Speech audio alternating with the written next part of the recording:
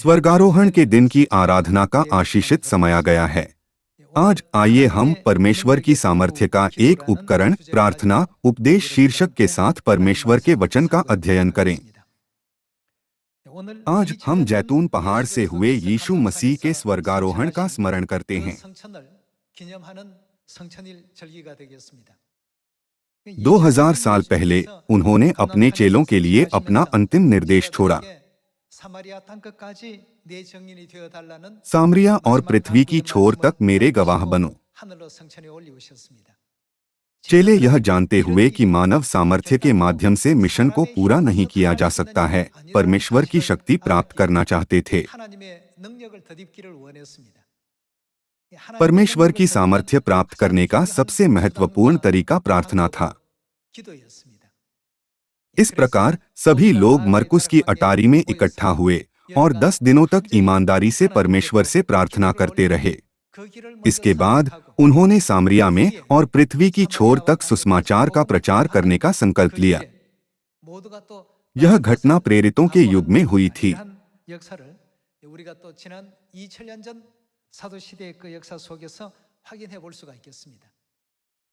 तब प्रार्थना एक ऐसा उपकरण है जिसके द्वारा हम परमेश्वर की सामर्थ्य का आह्वान करते हैं।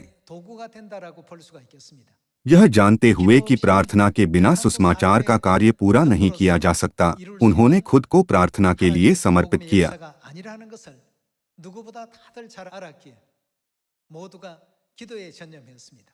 चेले जानते थे कि पवित्र आत्मा की शक्ति के बिना इस सुसमाचार का प्रचार कभी भी सामरिया में और पृथ्वी की छोर तक नहीं किया जा सकता है। इस युग में हमारे साथ भी ऐसा ही है। इस सुसमाचार के सामरिया में और पृथ्वी की छोर तक प्रचार किए जाने के लिए परमेश्वर की सामर्थ्य होनी चाहिए।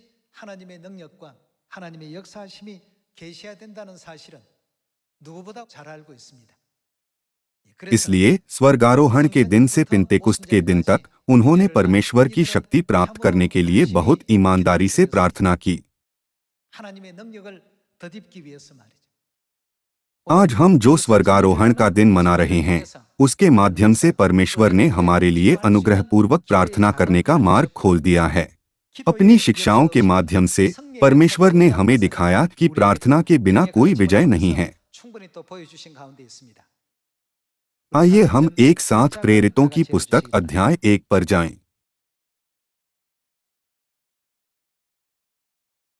प्रेरितों अध्याय 1 आयत 6। अत उन्होंने इकट्ठे होकर उससे पूछा, हे प्रभु, क्या तू इसी समय इस्राएल को राज्य फेर देगा? उसने उनसे कहा, उन समयों या कालों को जानना जिनको पिता ने अपने ही अधिकार में रखा है, तुम्हारा काम नहीं। परंतु जब पवित्र आत्मा तुम पर आएगा, तब तुम सामर्थ्य पाओगे और यरूशलेम और सारे यहूदिया और सामरिया में और पृथ्वी की छोर तक मेरे गवाह होगे। यह कहकर वह उनके देखते देखते ऊपर उठा लिया गया और बादल ने उसे उनकी आंखों से छिपा लिया। उसके जाते समय जब वे आकाश की ओर ताक रहे थे, तो देखो, 2 पुरुष श्वेत वस्त्र पहने हुए उनके पास आ खड़े हुए और उनसे कहा, हे गलीली पुरुषों, तुम क्यों खड़े आकाश की ओर देख रहे हो? यही यीशु जो तुम्हारे पास से स्वर्ग पर उठा लिया गया है, जिस रीति से तुमने उसे स्वर्ग को जाते देखा है, उसी रीति से वह फिर आएगा। यह वह दृश्य है जहां वह स्वर्ग पर चढ़े। आयत 12। तब वे जैतून नामक पहाड़ से जो यरूशलेम के निकट एक साबत के दिन की दूरी पर है, यरूशलेम को लौटे। जब वे वहां पहुंचे तो उस अटारी पर गए जहां पतरस और यूहन्ना और याकूब और अंद्रियास और फिलिप्पुस और थोमा और बर्तुल्मै और मत्ती और हल्फई का पुत्र याकूब और शमौन जेलोतेस और याकूब का पुत्र यहूदा रहते थे। ये सब कई स्त्रियों और यीशु की माता मरियम और उसके भाइयों के साथ एक चित्त होकर प्रार्थना में लगे रहे।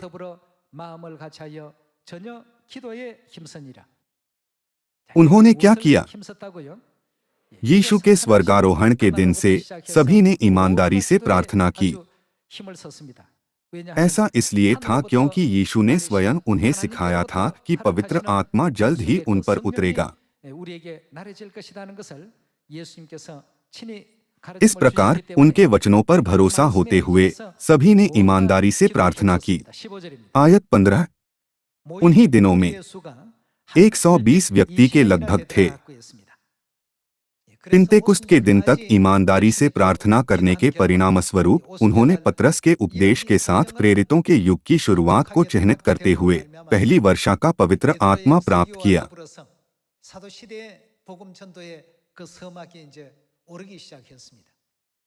इससे पहले जो लोग यीशु मसीह पर विश्वास करते थे और उनका पालन करते थे, वे लगभग 120 लोग थे जो मरकुस की अटारी में एकत्र हुए थे।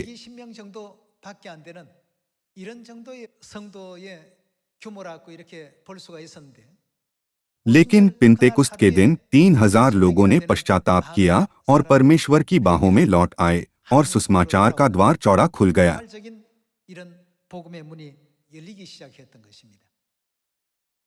इसलिए आइए हम बाइबल के माध्यम से पुष्टि करें कि प्रार्थना एक ऐसा उपकरण है जिसके द्वारा हम परमेश्वर की सामर्थ्य का आह्वान कर सकते हैं। आइए हम मरकुस अध्याय 9 पर जाएं। आइए हम मरकुस अध्याय 9 आयत 28 में परमेश्वर के वचन को देखें। जब वह घर में आया तो उसके चेलों ने एकांत में उससे पूछा, हम उसे क्यों न निकाल सके? उसने उनसे कहा, यह जाति बिना प्रार्थना किसी और उपाय से नहीं निकल सकती।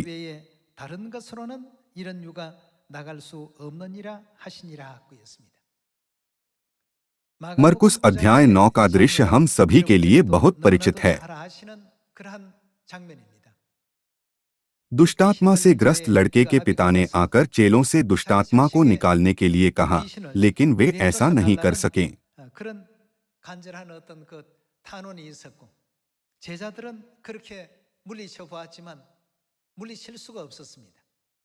अंत में यीशु ने दुष्टात्मा को निकाल दिया, जैसा कि मरकुस की पुस्तक अध्याय 9 में दर्ज है। बाद में चेलों ने यीशु से अकेले में पूछा, हम उसे क्यों न निकाल सके?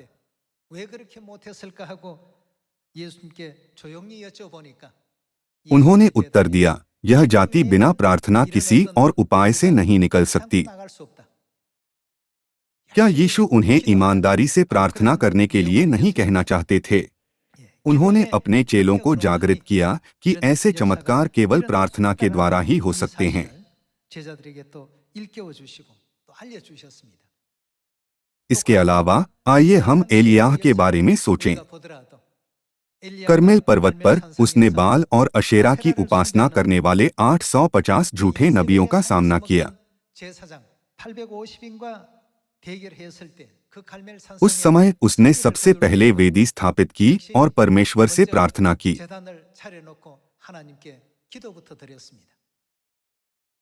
कृपया इन लोगों को यह महसूस करने दीजिए कि आप सच्चे परमेश्वर हैं।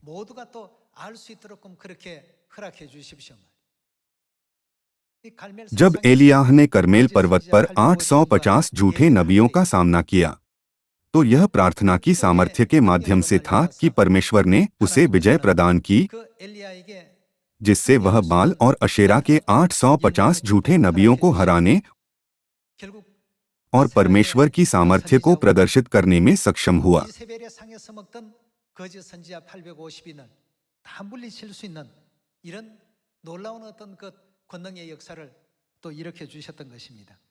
प्रत्येक युग में परमेश्वर ने हमें प्रार्थना नामक एक आत्मिक उपकरण प्रदान किया, जिसके द्वारा उनकी सामर्थ्य को सक्रिय किया जा सकता है। आज से पिंतेकुस्त के दिन तक प्रथम चर्च का पालन करते हुए हम 10 दिनों तक भोर में और शाम को परमेश्वर से प्रार्थना करेंगे।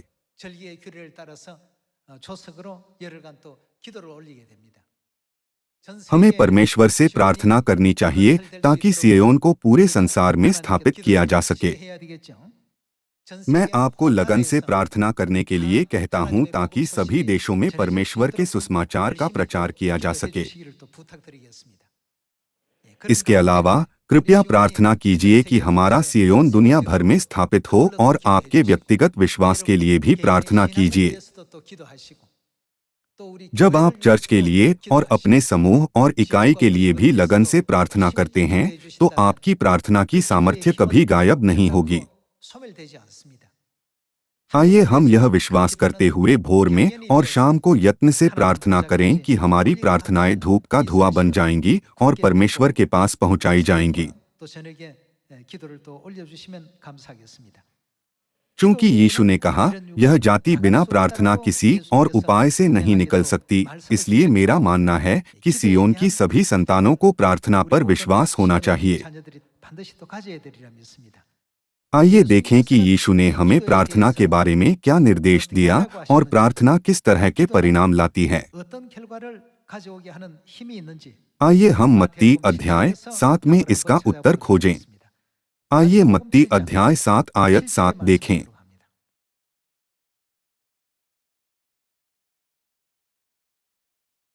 अध्याय 7 आयत 7 में यीशु ने कहा, मांगो तो तुम्हें दिया जाएगा, ढूंढो तो तुम पाओगे, खटखटाओ तो तुम्हारे लिए खोला जाएगा। 문을 두드리라. 그러면 너희에게 열릴 것이라 하고 했습니다. 7장 7절에 मत्ती अध्याय 7 आयत 7 में यीशु ने हमें क्या करने के लिए कहा? यीशु ने कहा, मांगो, ढूंढो और खटखटाओ। 말씀을 주셨습니다. इनका क्या अर्थ है? 동일하게 क्या इसका मतलब यह नहीं है कि हमें प्रार्थना करनी चाहिए? 아니겠습니까? हमें प्रार्थना के माध्यम से मांगना, ढूंढना और खटखटाना चाहिए। 영적 문을 두드리라 하고 했습니다. ऐसा करने से 그렇게 क्या 됐을 परिणाम 때 प्राप्त होगा? 어떤 결과가 나온다고 했죠? आयत 8, क्योंकि जो कोई मांगता है, जो कोई मांगता है, उसके साथ क्या होता है, उसे मिलता है, और जो ढूंढता है वह पाता है, और जो खटखटाता है उसके लिए खोला जाएगा। उन्होंने कहा कि यह निश्चित रूप से होगा और एक संक्षिप्त विवरण जोड़ा। आइए आयत 9 देखें। तुम में से ऐसा कौन मनुष्य है कि यदि उसका पुत्र उससे रोटी मांगे तो वह उसे पत्थर दे, या मछली मांगे तो उसे सांप दे? जब तुम बुरे होकर अपने बच्चों को अच्छी वस्तुएं देना जानते हो तो स्वर्गीय पिता अपने मांगने वालों को पवित्र आत्मा क्यों न देगा। 구하는 자에게 좋은 것으로 주시지 않겠느냐라고 했습니다. जब हम परमेश्वर की महिमा, परमेश्वर के राज्य और सुसमाचार के लिए मांगते हैं तो क्या वह हमें अच्छी चीजें नहीं देंगे? 좋은 것으로 채워주지 않으시겠느냐? इस प्रकार यीशु ने उत्तर दिया, 답을 주셨습니다. मांगो, ढूंढो और खटखटाओ, 두드리면 क्योंकि जो कोई मांगता है उसे मिलता है, और जो ढूंढता है वह पाता है, और जो खटखटाता है उसके लिए खोला जाएगा। 두드리는 이에게는 닫혀 있던 것이 다 열려진 바 될 것이다. 이렇게 분명하게 일깨워 주시면서 यह कहकर उन्होंने हमें मरकुस अध्याय 9 के साथ साथ मत्ती अध्याय 7 में प्रार्थना के महत्व को याद दिलाया। 7장에서도 동일하게 이렇게 다시 한번 설명해 주셨습니다. आइए हम मरकुस अध्याय 11 की ओर बढ़े। प्रथम चर्च ने 10 दिनों तक इतनी उत्साह से प्रार्थना क्यों की? 다락방에서 그토록 열심히 기도했을까? उन्होंने क्या हासिल करना चाहा? अंत में मांगने, खोजने और खटखटाने के द्वारा एक दिन में 3000 आत्माओं ने पश्चाताप किया। 30명이나 되는 많은 영혼들이 आइए हम 2000 साल पहले हुए इस चमत्कार को याद करें। 주셨던 2000년 전 역사를 또 기억할 수 있습니다. आइए मरकुस अध्याय 11 आयत 22 पर एक नजर डालें। 말씀 함께 보도록 하겠습니다. अध्याय 11 आयत 22।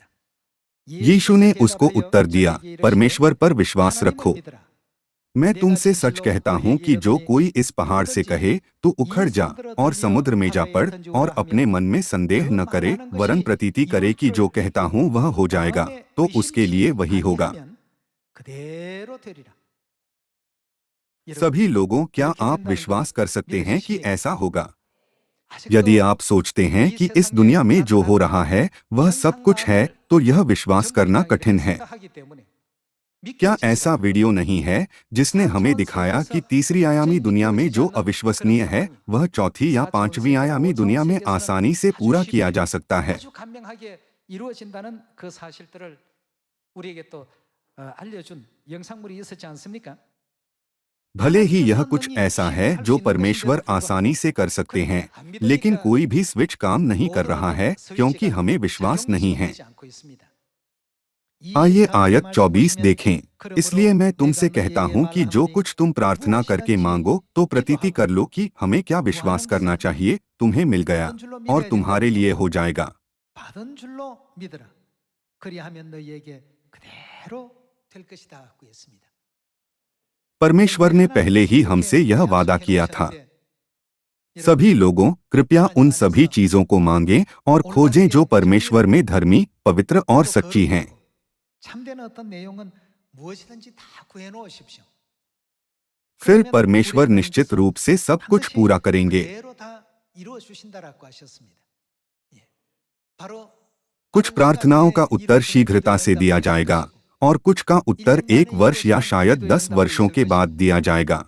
또 10년 뒤에 이루어지는 기도의 응답도 있을 것이고 그 기도의 हमारी 응답 प्रार्थना के विषय के अनुसार परमेश्वर हमारे लाभ के लिए सबसे उपयुक्त क्षण और समय पर हमारे द्वारा प्रार्थना की गई हर चीज को पूरा करेंगे, और जब हम प्रार्थना करते हैं तो हमें इस वादे पर भरोसा करना चाहिए। 이 약속을 우리가 믿고서 할 수 있는 기도가 되어야 되겠습니다. 뭐 मैंने 기도 कितनी 아무리 बार 그래도 प्रार्थना की, 하나님께서 लेकिन परमेश्वर 내 기도를 मेरी 좀 प्रार्थना नहीं सुनते। 들어주시는 것 같아. 이렇게 ऐसा 생각하면 सोचने से 우리 परमेश्वर 하나님을 झूठे हो 거짓말하는 जाते हैं। 분으로 만들고 마는 것입니다. यहाँ क्या कहा गया है? जो कुछ तुम प्रार्थना करके मांगो तो प्रतीति कर लो कि तुम्हें मिल गया। यह परमेश्वर के सामने अर्पित की जाने वाली प्रार्थना है। परमेश्वर ने प्रार्थना के संबंध में ऐसी पक्की गारंटी दी। मांगो तो तुम्हें दिया जाएगा, ढूंढो तो तुम पाओगे, खटखटाओ तो तुम्हारे लिए खोला जाएगा। 두드리면 열리게 될 것이다. परमेश्वर ने यह वादा किया। 약속하시고 보증하신 내용입니다. 예. 그래서 इसलिए 제자들이 चेलों को प्रार्थना की आवश्यकता थी ताकि वे परमेश्वर के महान मिशन को पूरा कर सकें। 그 모든 사명을 온전하게 수행할 수 있는 सामरिया और पृथ्वी की छोर तक मेरे गवाह बनो। 기도가 꼭 필요했던 것입니다. उन्होंने सच्चे मन से प्रार्थना की, कृपया हमें ऐसा कार्य करने की सामर्थ्य दीजिए, कृपया हमें ज्ञान और विश्वास दीजिए, 주십시오. कृपया हमें परमेश्वर की सामर्थ्य दीजिए, कृपया हमें ऐसे नबी और सेवक बनने में मदद कीजिए जो शैतान पर जय पा सकते हैं और प्रलोभनों में नहीं गिरते। 10 दिनों तक उन्होंने मरकुस की अटारी में प्रार्थना की। फिर जब पिन्तेकुस्त का दिन आया तो ऐसी सामर्थ्य प्राप्त हुई और उस क्षण से महान आत्मिक कार्य हुए।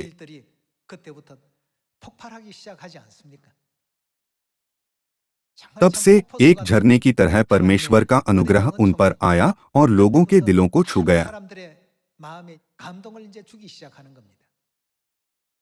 इसलिए आधे अधूरे मन से प्रार्थना न कीजिए, बल्कि विश्वास कीजिए कि परमेश्वर निश्चित रूप से सभी प्रार्थनाओं को पूरा करेंगे।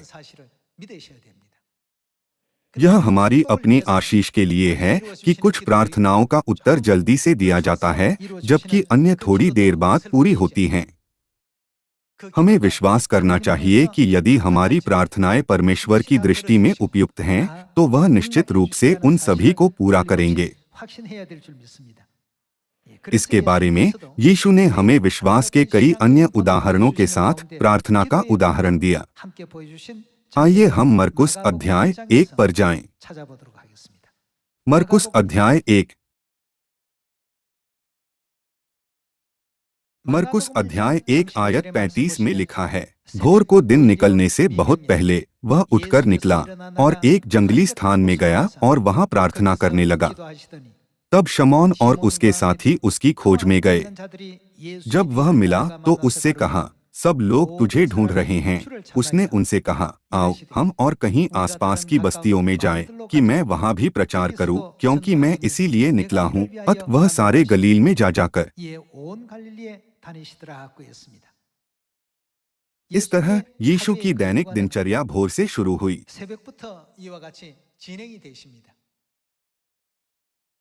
इस संसार में रहते हुए जब आपके पास ऊर्जा की कमी होती है तो आप कैसा महसूस करते हैं?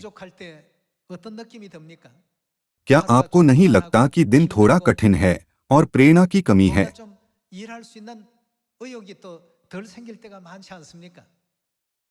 सभी लोगों, प्रार्थना परमेश्वर की सामर्थ्य है जो आत्मिक ऊर्जा लाती है।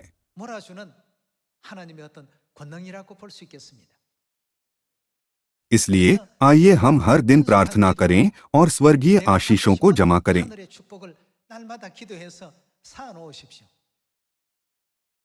सामरिया में और पृथ्वी की छोर तक सुसमाचार का प्रचार किए जाने के बाद हम अपने द्वारा एकत्रित की गई प्रार्थनाओं के अनुसार खुद को परिवर्तित होते हुए पाएंगे, यह महसूस करते हुए कि हम संपूर्ण हो गए हैं जो परमेश्वर चाहते हैं। 또 하나님께서 바라시고 원하시는 완성품에 이렇게 되어져 있구나 하는 사실을 발견하게 될 날들이 반드시 올 것이니까 말이죠. 예. चूंकि 하나님께서 परमेश्वर ने कहा, जब आप प्रार्थना करते हैं तो विश्वास करें कि आपने इसे प्राप्त किया है। तो आइए हम अनुग्रहपूर्ण प्रार्थनाएं जो दूसरों को लाभ पहुंचाती हैं, धार्मिकता के लिए प्रार्थनाएं, परमेश्वर के राज्य और सुसमाचार के लिए प्रार्थनाएं चढ़ाएं। 또 내 कृपया 자신의 अपने विश्वास के लिए, चर्च के लिए और अपने समूह और इकाई के लिए भी प्रार्थना करें। 또 지역과 구역 식구들을 위한 기도 많이 많이 해놓으십시오. प्रार्थनाएं स्वर्ग में पहुंचाई जाती हैं और आज और कल जमा की जाती हैं। 사여에 있게 되고 내일의 기도가 또 하늘에 상달되어서 또 फिर 쌓이게 एक दिन 됩니다. प्रार्थनाओं का विस्फोट होगा और हर दिन 3000 फल हो सकते हैं। 매일같이 하루에 3,000명 यह देखते हुए कि परमेश्वर ने एक दिन में 3000 लोगों के हृदयों को खोल दिया, पतरस ने बहुत प्रार्थना की होगी। आपको विश्वास होना चाहिए कि यह निश्चित रूप से होगा। हम देख सकते हैं कि यीशु ने भोर से ही आत्मिक ऊर्जा को अवशोषित करते हुए प्रार्थना का एक उदाहरण स्थापित किया और दिन के सुसमाचार कार्य को आगे बढ़ाया। 하루의 어떤 복음의 그 일과를 또 진행하신 그 광경을 본으로 이렇게 보여주신 것을 바라볼 때 우리에게 हमारे लिए भी सभी आत्मिक शक्ति प्रार्थना के माध्यम से दी जाती है। 통해서 우리에게 또 주어진다는 것. कृपया इसे याद रखें और प्रार्थना अवधि के दौरान उत्साही प्रार्थनाएं चढ़ाएं। 이번 또 성천일로부터 오순절까지의 기도 주간이 다 되었으면 좋겠습니다. ऐसा शक्तिशाली कार्य प्रार्थना के द्वारा पूरा किया जा सकता है। परमेश्वर हमसे कितना प्रेम करते हैं, वह हमसे प्राण देने तक प्रेम करते हैं। परमेश्वर जो हमें स्वयं से अधिक प्रेम करते हैं, हमें प्रार्थना के साथ इस दृष्टिकोण को बनाए रखने के लिए कहते हैं। आइए हम पहला थिस्सलुनीकियों की पुस्तक अध्याय 5 पर जाएं।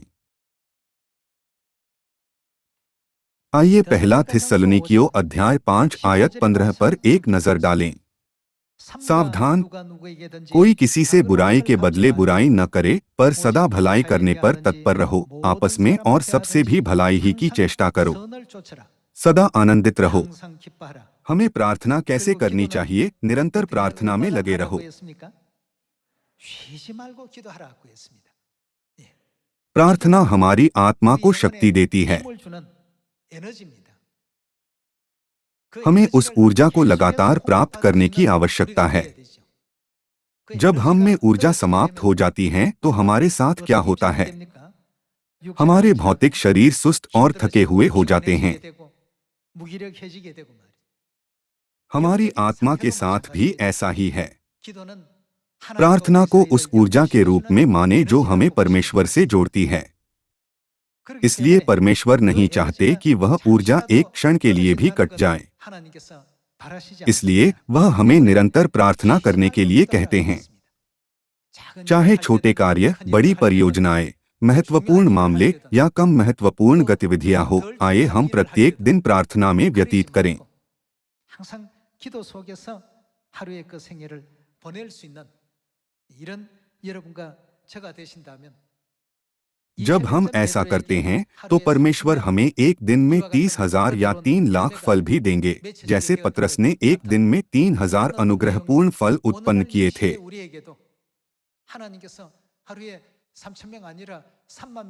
क्या वह हमें ऐसे अद्भुत कार्य की अनुमति नहीं देंगे? वह हमारी प्रार्थनाओं को किसी बिंदु पर विस्फोटित करेंगे। इसलिए लगन से प्रार्थना करें और उन्हें जमा करते रहें। हमें विश्वास करना चाहिए कि हमने वह सब कुछ प्राप्त किया है जिसके लिए हमने प्रार्थना की है। परमेश्वर हमारे लिए इसे कठिन बनाने के लिए हमें निरंतर प्रार्थना करने के लिए नहीं कहते हैं। परमेश्वर हमें निरंतर प्रार्थना करने के लिए जागृत हैं, क्योंकि वह चाहते हैं कि हम प्रार्थना के माध्यम से मिलने वाली आत्मिक ऊर्जा को हमेशा महसूस करें। यह सब इसलिए है क्योंकि वह हमसे प्रेम करते हैं। जब विश्वास के पूर्वजों और प्रथम चर्च के संतों ने प्रार्थना की तो क्या आश्चर्यजनक चीजें नहीं हुई? 놀라운 역사들이 또 다 일어나지 않습니까? कर्मेल पर्वत के इतिहास के बारे में सोचिए। साथ ही फसह की रात को यीशु ने ईमानदारी से प्रार्थना की। 6월절 그 밤에 열심히 또 기도하심으로 말미암아서 ऐसा करने के द्वारा क्या उन्होंने मानवजाति को छुड़ाने के महान कार्य को पूरा नहीं किया?